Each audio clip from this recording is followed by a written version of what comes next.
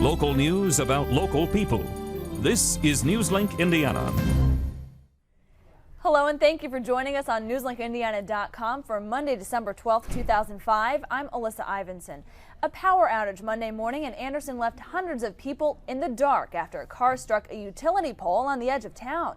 No one was hurt, but neighbors in the area didn't have power for 3 hours. Traffic was detoured from Rangeline Road until 11 Monday morning, where crews replaced the pole that was snapped in half. Emergency management worked on the road all morning. The road was just icy enough to where there was a little bit of snow cover, and a lady driving an SUV actually lost control of her vehicle and smashed into the utility pole. The accident happened just after 6 o'clock Monday morning. Ball State University may be moving to the forefront of new media technology. Newslink Indiana's Amanda Decker tells us how a new Lilly grant will help the school make a leap in the right direction.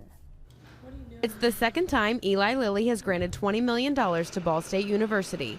We are now in the forefront of the digital media revolution, and Lilly fortunately wants to keep us there. And Ball State is moving forward with its media research and creation of new technology.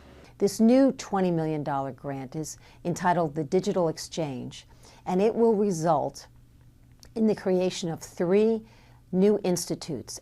The new programs will partner students from architecture, engineering, and art, as well as professionals in many different fields with telecommunications students.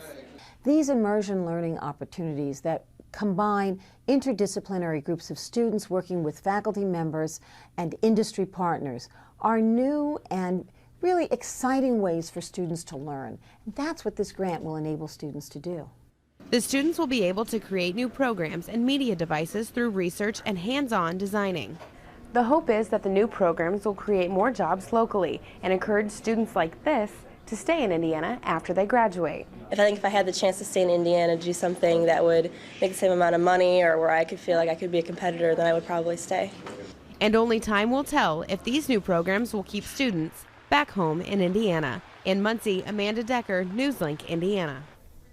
According to the Ball State Provost's office, the 4-year grant begins in January. Madison County residents will get a tax break. The county is approving a residential property tax cut that could save some homeowners $200. Anderson City Council approved the cut in November. Elwood approved it last week. Anderson Mayor Kevin Smith says the city has found creative ways to use extra funds to benefit the county. Our goal is to apply that $5 million in excess tax funds to property taxes, thus reducing property taxes in Anderson, in fact, all of Madison County again.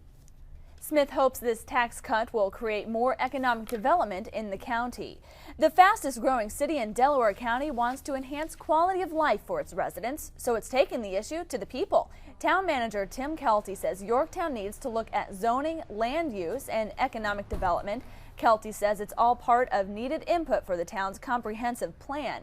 An open forum was held Monday night to discuss the issues. If you're on a waiting list for the Xbox 360, don't expect a shipment anytime soon. Newslink Indiana's Abby Walton tells us why this hot item probably won't be under your Christmas tree this year. 'Tis the season for electronics. From digital cameras to iPods, Santa's sleigh will be filled with lots of high-tech toys, except for one. The day they came out, that's the only time we've ever had any 360s in. Cindy Simcoe of Target is referring to the Xbox 360. Since its debut in late November, this gaming system has been flying off store shelves. It's definitely probably the single hottest Christmas present, especially for children or teenagers.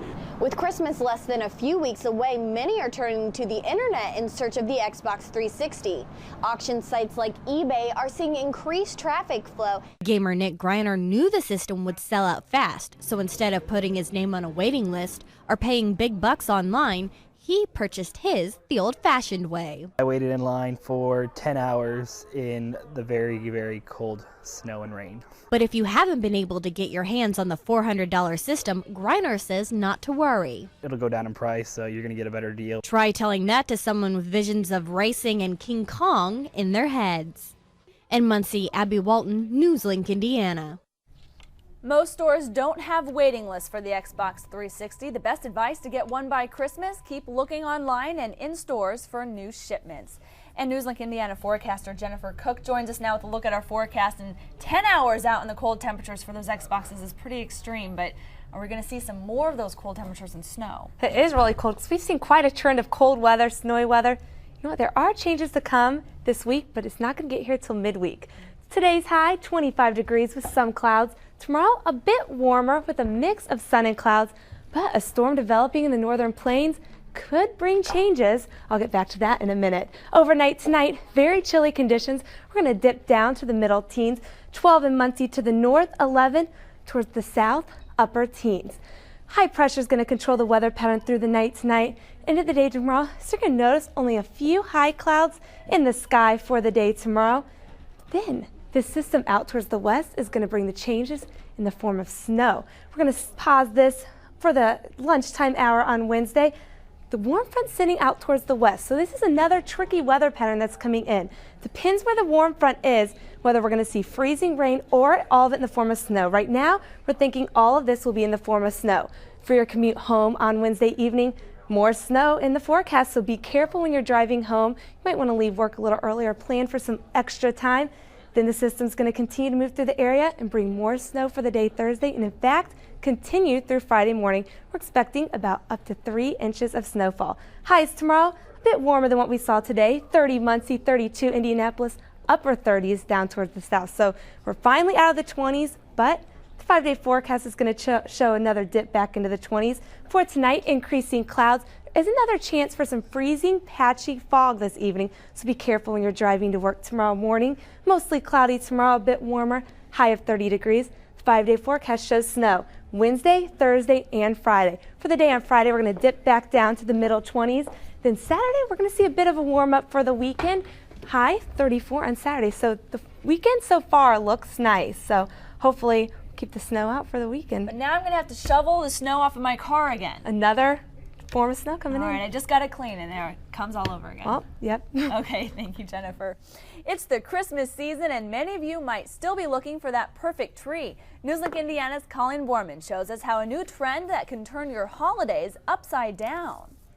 This is one that we did for a more Victorian home. Fred Reese is a pro when it comes to Christmas tree decorations. He spends most of his time decorating other people's trees. Ornaments hang, because of gravity, they're hanging out and you really get to see the beauty of each ornament. He sees the beauty in all kinds of trees and ornaments, from traditional trees to more modern ones. Reese is always looking to stay ahead of the crowd with his own personal touch. Willowbrook Incorporated is trying to flip tradition by hanging this Christmas tree upside down. This 8-foot artificial tree is turned upside down, a trend Reese says could pop up in homes soon. Every year the companies like we are looking for something unique and different and going on, and this was this year's big focus. Reese's focus is on artificial trees, but according to the National Christmas Tree Association, more people are looking to get real, with nearly 30 million real trees expected to sell this year. We have Douglas fir, we have Fraser fir, we have Scotch pines. Phil Wells has taken home a real tree since he can remember.